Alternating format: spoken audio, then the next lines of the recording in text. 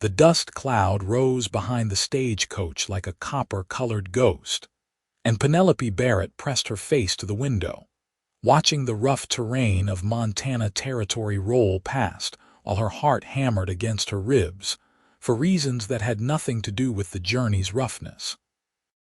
She was 22 now, a woman grown, returning to Miles City after 6 years away in St. Louis, where her aunt had insisted she needed polish and education. But all Penelope had learned was how to miss the wide open spaces and the boy who had kissed her by the creek when she was 16, promising he would wait for her no matter how long she was gone.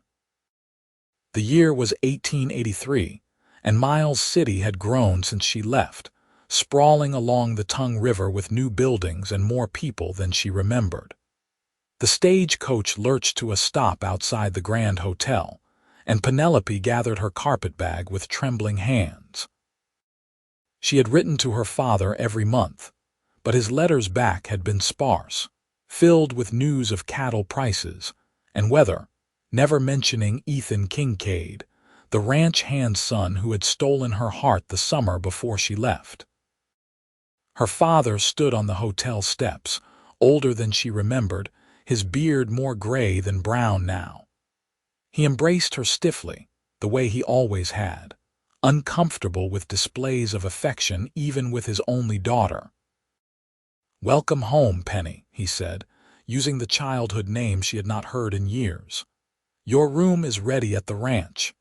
"How is everyone?" she asked, trying to keep her voice casual as they walked toward the wagon. "The ranch hands, I mean. Are any of the old crew still working for you?" Her father's expression shifted, something unreadable crossing his weathered face. "Most moved on.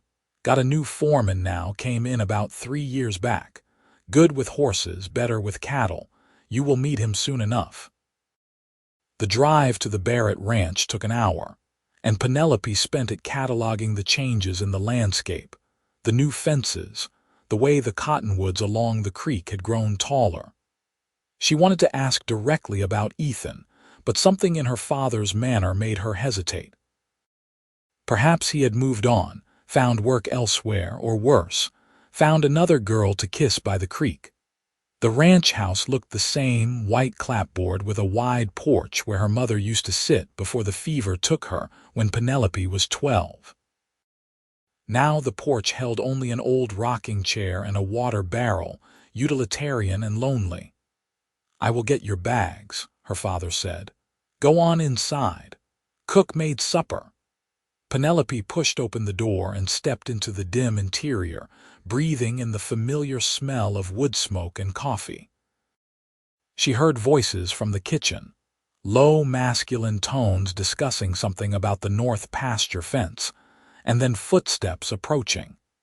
He appeared in the doorway like something from a dream, taller than she remembered, broader through the shoulders, his face more angular with age. Ethan Kincaid stopped dead when he saw her, his blue eyes widening, a plate frozen in his hands. "Penelope," he breathed, and her name on his lips after 6 years apart nearly broke her. "Ethan." She could not say more, could not move, could only stare at the boy who had become a man, who still made her heart race exactly the way he had when they were 16 and 18, young and foolish and so desperately in love. The plate clattered onto the table, and then he was crossing the room in 3 long strides, stopping just short of touching her, his hands flexing at his sides as if he wanted to reach for her but did not dare. "I did not know you were coming back today," he said. "Your father said it would be another week." The train connections were better than expected. She forced herself to breathe normally. "You are still here. I told you I would wait." His voice was rough, deeper than she remembered. "I meant it, Penelope, every word." Her father's boots sounded on the porch, and Ethan stepped back, his expression shifting into something more neutral, more appropriate for a foreman greeting his employer's daughter. The loss of that openness hurt worse than the 6 years apart had. Supper was torture. Penelope sat across from Ethan while her father discussed ranch business, asking questions about cattle counts and water rights, and a dozen other things that required detailed answers.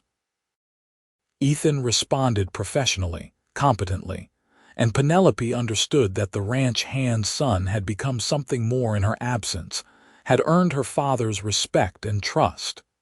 "You did well making Ethan foreman," she said when there was a pause in the conversation. "The ranch looks prosperous." Her father grunted, which was his version of high praise. "He works hard, knows cattle, knows men. The hands respect him."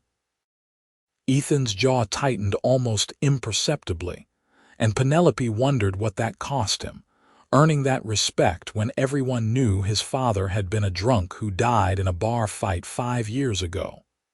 After supper, Ethan excused himself, saying he needed to check on a mare who was close to foaling. Penelope watched him go, watched the way he moved with confidence and purpose, so different from the uncertain boy who had kissed her goodbye with tears in his eyes. "He is a good man," her father said, startling her. "In case you were wondering." "I was not," she started, but her father held up a hand. "You were 16 when you left, and he was 18. I was young once too, Penelope, though you might find that hard to believe. I knew what was between you two. I know why you wrote him letters every week that first year." Penelope felt her cheeks burn. "You read my mail." "No, but I saw how he waited for the post rider, how his face looked when the letters got less frequent, then stopped altogether." The accusation in his voice stung. "Aunt Margaret said it was not appropriate, that I needed to focus on my education, on meeting suitable young men from good families." "And did you meet suitable young men?" Her father's gaze was sharp, assessing. "None that made me feel the way Ethan did. None that mattered." Her father nodded slowly. "Then you had better go talk to him. That mare does not need checking on. She will not foal for another 3 days at least." Penelope found Ethan in the barn, standing in the hayloft doorway, looking out over the darkening prairie. He turned when he heard her climbing the ladder, and in the lantern light she could see the pain in his eyes, the walls he had built to protect himself. "You stopped writing," he said without preamble. "After 8 months, the letters just stopped. My aunt said it was not appropriate.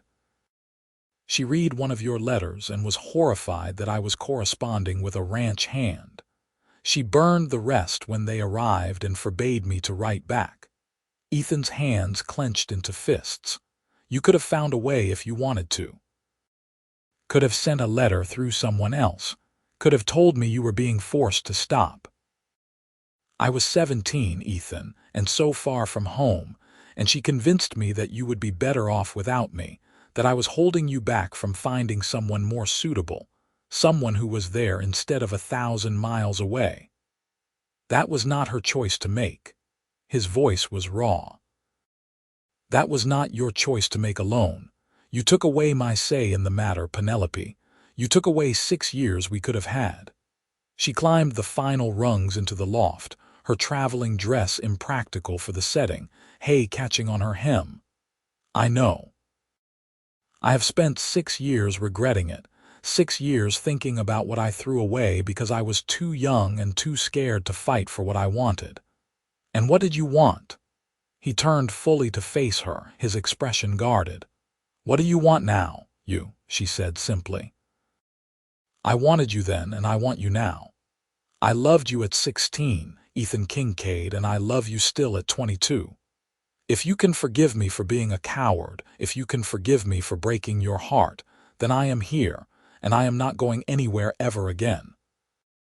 He stared at her for a long moment, the lantern casting shadows across his face, making it hard to read his expression. Then he moved, closing the distance between them in 2 strides, his hands coming up to cup her face with a gentleness that made her throat tight. "I tried to stop loving you," he whispered. "I tried for months after the letters stopped, told myself you had found someone better, someone from a good family who could give you the life you deserved. But I could not do it, Penelope. I carried you in my heart every single day, and I hated myself for it, for being too weak to let you go. You are not weak, she said fiercely. You are the strongest man I know. You made yourself into someone my father trusts, someone who runs this ranch. You did that, Ethan. I did it for you. His thumb traced the line of her cheekbone. Every bit of it. I thought if I could make something of myself, prove I was more than a drunk son, then maybe when you came back you would see me differently, see me as someone worthy of you. I always saw you that way, always. He kissed her then, and it was nothing like the sweet, tentative kiss they had shared when she was 16. This kiss was hungry, desperate. 6 years of longing and pain and hope poured into the connection of their mouths. Penelope kissed him back with everything she had, her hands fisting in his shirt, trying to pull him closer, to make up for all the lost time. When they finally broke apart, both breathing hard, Ethan rested his forehead against hers. Your father will expect me to do this properly. To court you, to prove my intentions are honorable. My father told me to come find you. I think he knows your intentions are honorable. I think he has known all along. Ethan laughed, the sound rusty as if he did not do it often enough. Then I suppose I should ask his permission to court you, to see if maybe you might consider marrying a foreman instead of going back to St. Louis to find a banker or a lawyer. I do not want a banker or a lawyer. She kissed him again, softer this time. I want the cowboy who promised to wait for me, who kept that promise even when I gave him every reason not to. They stayed in the hayloft until full dark, talking about everything that had happened in the 6 years apart, filling in the gaps that letters had left and that silence had widened. Ethan told her about his father's death, about the relief and guilt he felt, about working his way up from ranch hand to foreman through sheer determination. Penelope told him about St. Louis, about the suffocating expectations and the empty social whirl, about how she had counted down the days until she turned 22 and could claim her inheritance from her mother, giving her the independence to make her own choices. When they finally climbed down from the loft, they found her father sitting on the porch, smoking his pipe, clearly waiting up. I want to court your daughter, sir, Ethan said formally, standing straight despite the hay still clinging to his shirt. With your permission, I would like to see if she might consider becoming my wife. Her father took a long pull on his pipe, letting them wait, though Penelope could see the satisfaction in his eyes. You have my permission on one condition. Anything, sir. You do not make her wait another 6 years for a wedding. I would like to see grandchildren before I am too old to enjoy them. Penelope felt her face flame, but Ethan laughed, real and genuine this time. I think we can manage that, sir. The courtship that followed was the talk of Miles City, the Barrett heiress and the ranch foreman, though most people seemed to think it romantic rather than scandalous. Ethan courted her properly, taking her to church socials and barn dances, bringing her wildflowers from the prairie, teaching her to ride again the way she had before St. Louis had tried to turn her into a lady who only sat side saddle. They rode out to the creek where he had first kissed her, and Penelope found it exactly as she remembered, the water running clear over smooth stones, the cottonwoods providing shade, the grass soft and thick on the banks. I came here every year on the anniversary of the day you left, Ethan admitted, helping her down from her horse. I know it was foolish, but I could not help it. This place felt like ours, like something I could hold on to when everything else seemed uncertain. It is ours, she said. It always was. He spread a blanket on the grass and they sat together, her head on his shoulder, watching the water flow past. It felt like coming home in a way that walking into the ranch house had not, this moment of peace with the man she loved. "I want to marry you as soon as possible," Ethan said suddenly. "I know we should wait, do things properly, give people time to adjust to the idea, but I have waited 6 years already, Penelope, and I do not want to wait any longer than necessary." "Then let us not wait." She turned to look at him, seeing the vulnerability in his eyes, the fear that she might ask for a long engagement. "We are both of age, both certain of what we want. Why should we wait for anything? Your father said he wanted to see grandchildren, but he might not appreciate us rushing into marriage quite this quickly." Penelope laughed. "My father suggested you not make me wait 6 years. I think a short engagement would meet his approval." They were married 6 weeks later in the small church in Miles City, with half the town in attendance. Penelope wore her mother's wedding dress, altered to fit her, and Ethan wore a new suit that he clearly felt uncomfortable in, tugging at the collar until Penelope took his hand and held it tight. "You look handsome," she whispered while they waited for the ceremony to begin. "I look like I am playing dress-up," he muttered back, but he was smiling, his eyes bright with happiness that made him look young again, like the boy she had fallen in love with. The ceremony was simple and heartfelt, and when the preacher pronounced them husband and wife, Ethan kissed her with enough enthusiasm to make the congregation laugh and cheer. Penelope did not care about propriety or what anyone thought. She kissed her husband back, pouring 6 years of longing into that kiss, claiming him before God and everyone as hers. The reception was held at the ranch, with tables set up in the yard and enough food to feed the entire county. People danced to fiddle music, and Penelope danced with her father first, then with Ethan, who admitted he had been practicing. "When?" she asked, delighted. "When did you learn to dance properly?" "Your father hired someone to teach me 3 years ago. He said when you came home, I would need to know how to take you to dances without embarrassing you." Penelope looked over at her father, who was talking with some of the neighboring ranchers, and felt tears prick her eyes. He had known all along, had been preparing for this day even when she had given up hope of it ever happening. "He is a good man, my father," she said. "I did not always appreciate that." "He loves you," Ethan said. "He just shows it differently than most people." As the evening wore on and the guests began to drift away, Ethan and Penelope slipped away to the small foreman's cabin that her father had given them as a wedding gift. It was simple but sturdy, with a good roof and a stone fireplace, and Penelope loved it immediately because it was theirs, a place they could build their life together. Ethan carried her over the threshold, setting her down gently in the main room. "Welcome home, Mrs. Kincaid." "That sounds perfect," she whispered, reaching up to pull him down for a kiss. "Say it again."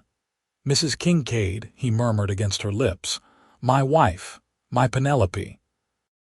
They made love for the first time in their marriage bed, learning each other in the most intimate way, and Penelope had never felt so complete, so absolutely certain that she was exactly where she belonged. Ethan was gentle and patient, making sure she felt nothing but pleasure, and afterward they lay tangled together, skin to skin, hearts beating in sync. "I love you," she said into the darkness. "I will spend the rest of my life proving how much I love you, Ethan Kincaid." "I love you too," he replied, his arms tightening around her. "I have loved you since you were 16 years old and laughed at one of my terrible jokes. I will love you until the day I die, and probably beyond that too." The first year of their marriage was everything Penelope had dreamed of during those long years in St. Louis. She threw herself into ranch life, helping where she could, learning from Ethan how to manage the accounts and the inventory.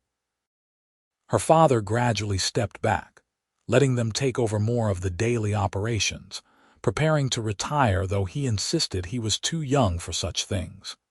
Penelope discovered she was pregnant in the spring of 1884, and Ethan's reaction was everything she could have hoped for. He picked her up and spun her around, whooping with joy loud enough to bring the ranch hands running to see what was wrong. "Nothing is wrong," he announced to everyone. "Everything is exactly right. I am going to be a father." The congratulations and backslapping lasted for hours, and that night, Ethan held her carefully as if she might break, his hand splayed protectively over her still flat stomach. "I am not made of glass," she told him, amused. "Pregnancy is not an illness." "I know, but you are carrying our child, Penelope. That makes you the most precious thing in the world to me." Their son was born in January of 1885, during a bitter cold snap that had Ethan pacing the main house like a caged animal while the midwife attended Penelope. Her father sat calmly in his chair, smoking his pipe, occasionally telling Ethan to sit down before he wore a hole in the floor. "How can you be so calm?" Ethan demanded. "She has been in there for hours." "First babies take time," her father said. "My wife was in labor with Penelope for a full day. The midwife will call us when there is news." When the baby's cry finally pierced the air, Ethan nearly knocked over a chair in his haste to get to the bedroom. Penelope was exhausted but smiling, the baby wrapped in a soft blanket in her arms. "A boy," she said. "A healthy, perfect boy." Ethan knelt beside the bed, staring at his son with wonder. "He is so small." "He will grow," Penelope assured him. "Do you want to hold him?" Ethan took the baby with shaking hands, cradling him against his chest, and Penelope watched as her strong, capable husband fell completely apart, tears streaming down his face as he looked at their son. "What should we name him?" she asked softly. "I was thinking Thomas," Ethan said. "After your father's middle name, if that is all right with you." Her father, standing in the doorway, cleared his throat roughly. "That would be fine. That would be just fine." They named the baby Thomas Ethan Kincaid, and he became the center of their world. Ethan was a devoted father, coming in from the range to help with feedings and diaper changes, rocking the baby to sleep when he was fussy. Penelope watched him and fell even more in love with the man she had married, this cowboy who had waited for her, and who now loved their son with the same fierce devotion. As Thomas grew from infant to toddler, life on the ranch settled into a comfortable rhythm. Penelope's father officially retired when Thomas was 2, moving into the guest room of the main house and handing over full control of the ranch to Ethan. It was a public acknowledgement of what everyone already knew. Ethan had earned his place not through marriage but through hard work and skill. In the fall of 1887, Penelope discovered she was pregnant again. This time the announcement was quieter, shared over breakfast with just her husband and father present. "Another grandchild," her father said, his weathered face creasing into a smile. "Good. Thomas needs a sibling to keep him from getting spoiled." The second baby, a daughter they named Margaret after Penelope's aunt, despite everything that had happened, was born in the summer of 1888 with much less drama than her brother. She was a peaceful baby, content to watch the world with wide blue eyes that matched her father's. Ethan juggled ranch work and fatherhood with impressive skill, often riding out to check the herds with Thomas perched in front of him on the saddle, teaching his son about cattle and horses and the land they lived on. Penelope watched them from the porch, Margaret in her arms, and felt a contentment so deep it sometimes frightened her with its intensity. "I never thought I could be this happy," she told Ethan one evening after the children were asleep. They sat on the porch of their cabin, watching the stars come out over the prairie. "Why not?" he asked, pulling her closer against his side. "Because happiness like this seems too perfect, too complete, like something will come along to destroy it." Ethan was quiet for a moment, then said, "Life is uncertain, Penelope, we both know that, but we have earned this happiness. We fought for it, waited for it, chose each other despite everything that tried to keep us apart. Whatever comes, we will face it together. He was right, of course. There were hard times mixed in with the good ones. Harsh winters that killed cattle, dry summers that threatened the water supply, the constant worry of making the ranch profitable enough to support their growing family, and the men who worked for them. But they faced each challenge together. Ethan with his steady competence and Penelope with her sharp mind for numbers and planning. In 1890, Penelope's father passed away peacefully in his sleep, a loss that hit her harder than she expected. He had been distant when she was young, uncomfortable with affection, but in the years since her return, they had grown close. He had become a doting grandfather, patient with Thomas's endless questions and gentle with little Margaret. At the funeral, Ethan held her as she cried, Thomas clinging to her skirts and Margaret too young to understand what was happening. "He loved you so much," Ethan said quietly. "He told me once that letting you go to St. Louis was the hardest thing he ever did, but he thought it was what your mother would have wanted, for you to have opportunities and education." "I wish I had told him I understood that," Penelope said through her tears. "I wish I had thanked him properly. He knew. Trust me, Penelope, he knew." They buried him on the hill overlooking the ranch, next to Penelope's mother, and Ethan commissioned a fine headstone that read, "Thomas Barrett, beloved father and grandfather." The ranch was fully theirs now, passing to Penelope as his only heir, though everyone knew Ethan ran it with skill and care. The 1890s brought more changes. Miles City continued to grow, the railroad bringing more commerce and more people. The wild frontier of Penelope's childhood was slowly becoming civilized, though Montana still retained much of its rugged character. The ranch prospered under Ethan's management, and they were able to expand, buying additional land from a neighboring rancher who retired. In 1892, their third child was born, another boy they named James. He was a handful from the start, adventurous and fearless, keeping Penelope constantly worried about what trouble he would get into next. Thomas, now 7, took his role as big brother seriously, trying to keep James out of mischief with limited success. Margaret, at 4, was the peacemaker, already showing signs of being the diplomatic one in the family.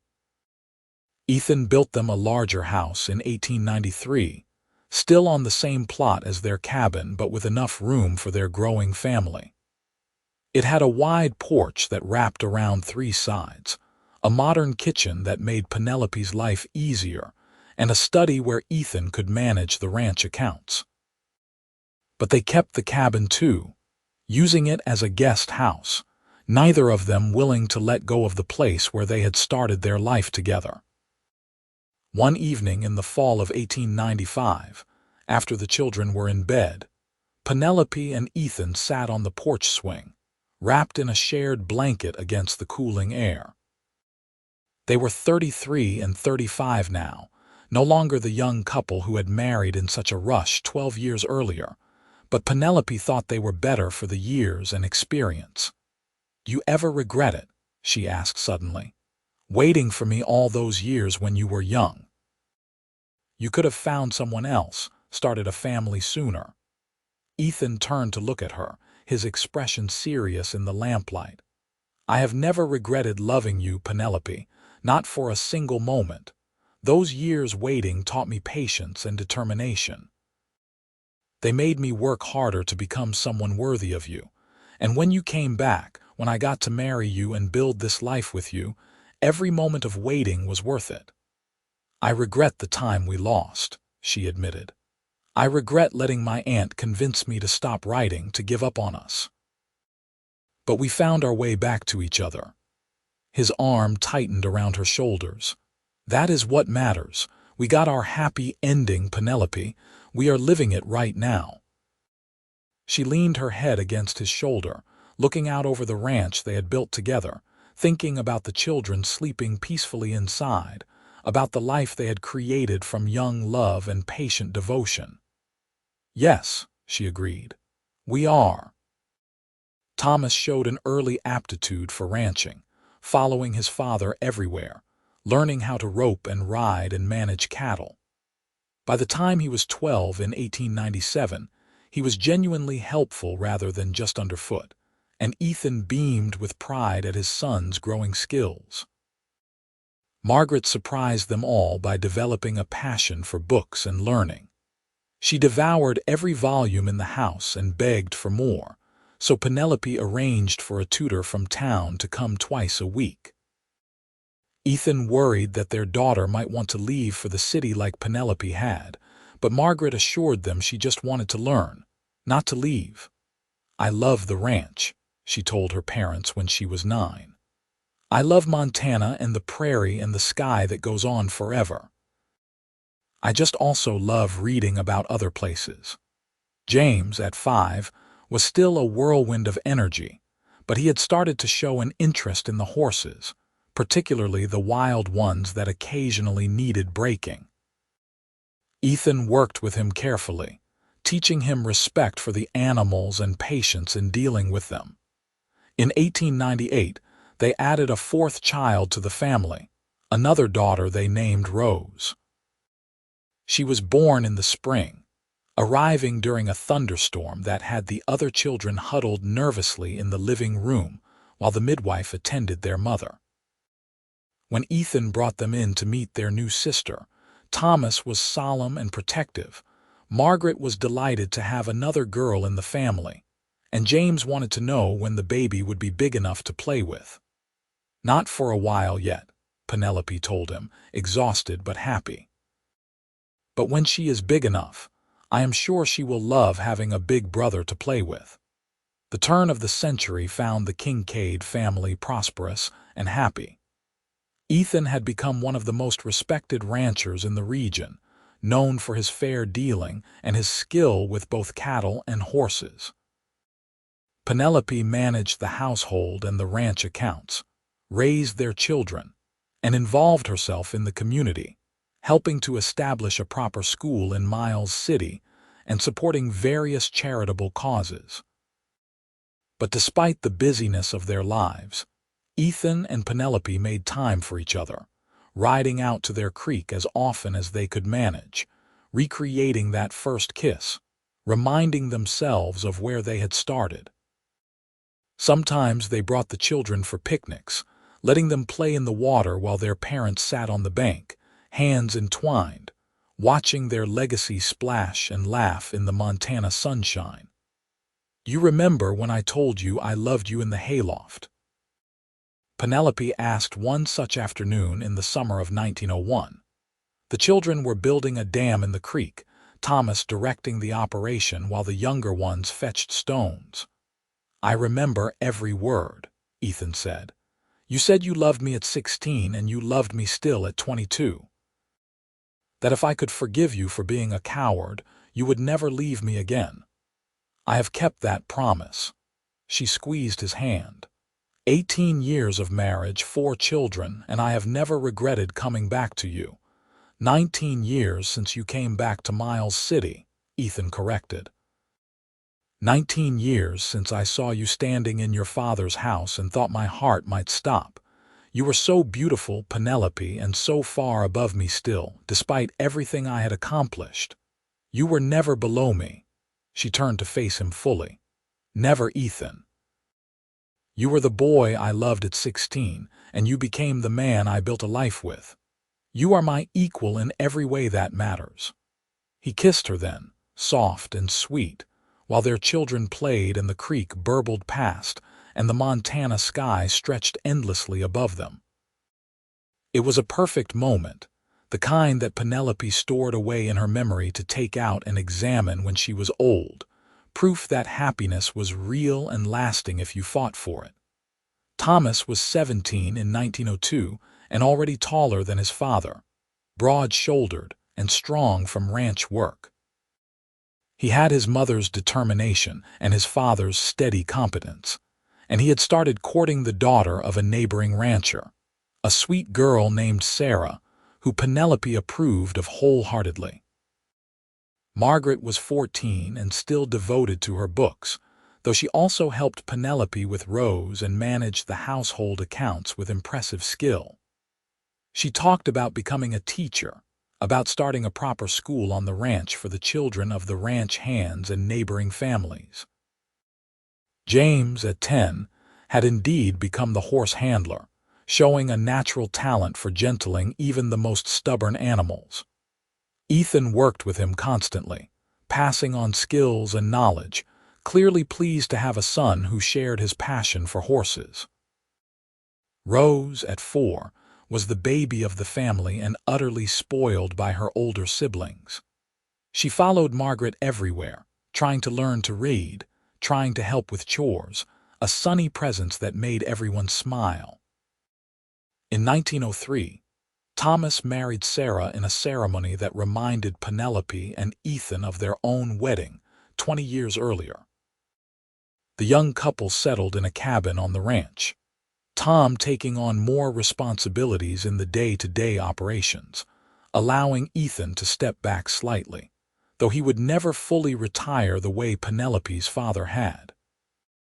The grandchildren started arriving in 1904, Thomas and Sarah's first son, and Penelope found herself in the unexpected position of grandmother at 43. She protested that she was far too young for such a title, but when she held her grandson for the first time, all protests died. This tiny person was her son's child, a continuation of the family she and Ethan had built, and the love she felt was overwhelming. Ethan was even worse, utterly besotted with his grandson, carving toys and building a cradle, already planning what he would teach the boy as he grew. Watching him, Penelope fell in love all over again with the cowboy who had waited for her, who had built this life with her, who now held their grandson with the same gentle care he had shown their own children. "We did well," she told him one evening as they walked back to their house from visiting Thomas and Sarah. The Montana sunset painted the sky in shades of orange and pink, and the air was soft with approaching summer. "We did," Ethan agreed. "We created something lasting, Penelope. A family, a legacy, a life worth living." "I love you," she said, the same words she had spoken thousands of times over the years, but they still felt fresh and true. "I loved the boy you were at 18, and I love the man you are at 55 even more." "And I love you," he replied, pulling her close. "I loved the girl who kissed me by the creek, and I love the woman who stood beside me through everything, who gave me children and grandchildren and a life I never dreamed possible when I was just a ranch hand's son." They stood there as the sun set, holding each other, while the ranch settled into evening quiet around them. Somewhere in the distance, cattle lowed and closer, they could hear Rose singing a nonsense song to herself. The house glowed with lamplight, warm and welcoming, filled with the people they loved most in the world. Margaret went east for college in 1905, but only to Denver, not as far as St. Louis, and she came home every summer and holiday, still deeply connected to the ranch and her family. She studied education and literature, preparing to open her school, already making plans with her father about where to build it and how to fund it. James, at 13, was already breaking horses for neighboring ranches, earning a reputation as someone with almost magical ability to gentle the wildest animals. He was quieter than his siblings, more introspective, but he had a gentle soul that showed in how he worked with the horses. Rose started school in Miles City and loved it, coming home each day bursting with things to share, enthusiastic about learning in a way that reminded everyone of Margaret at that age. She announced that she wanted to be a teacher like her sister, or maybe a doctor, changing her mind almost daily about her future but certain that she wanted to do something important. More grandchildren arrived over the years. Thomas and Sarah had 3 children by 1908, and Margaret, returning from college, married a young lawyer from Miles City and settled in town, though she visited the ranch constantly. Her school project moved forward, a small building erected on ranch property where she taught the children of ranch families and nearby homesteaders, fulfilling her dream of bringing education to those who might not otherwise have access. James married in 1910, choosing a quiet woman named Elizabeth who loved horses as much as he did. They built a cabin near the main house and worked together training horses, expanding that part of the ranch business into something substantial. Rose, the baby, married last in 1915 to a veterinarian who moved to Miles City specifically to serve the ranching community. At 54, Penelope found herself with 4 married children and 8 grandchildren, with more surely on the way, and she marveled at how her life had unfolded from that moment. She stepped off the stagecoach in 1883 and saw Ethan standing in the doorway. In the summer of 1916, the entire extended family gathered at the ranch for Penelope and Ethan's 33rd anniversary. The celebration spanned 2 days, with children and grandchildren everywhere, filling the house and the yard with noise and laughter and love. On the second evening, Ethan and Penelope slipped away from the crowd, walking hand in hand to their creek, the place where it had all begun. They were 55 and 57 now, their hair graying, their faces lined with years of sun and wind and laughter, but when they looked at each other, they still saw the young people who had fallen in love over a shared laugh and a stolen kiss. 33 years, Penelope said, settling onto the familiar bank. 4 children, 8 grandchildren so far, a ranch that is thriving, and every single day I have loved you more than the day before. I waited 6 years for you, Ethan reminded her, sitting beside her and pulling her close. But those 6 years gave us 50 so far, and however many more we have left. That is a trade I would make again without hesitation. I was so scared when I came back, she admitted. Scared that you would have moved on, that too much time had passed, that I had destroyed what we had with my silence. But I had not moved on. I carried you in my heart every single day, Penelope.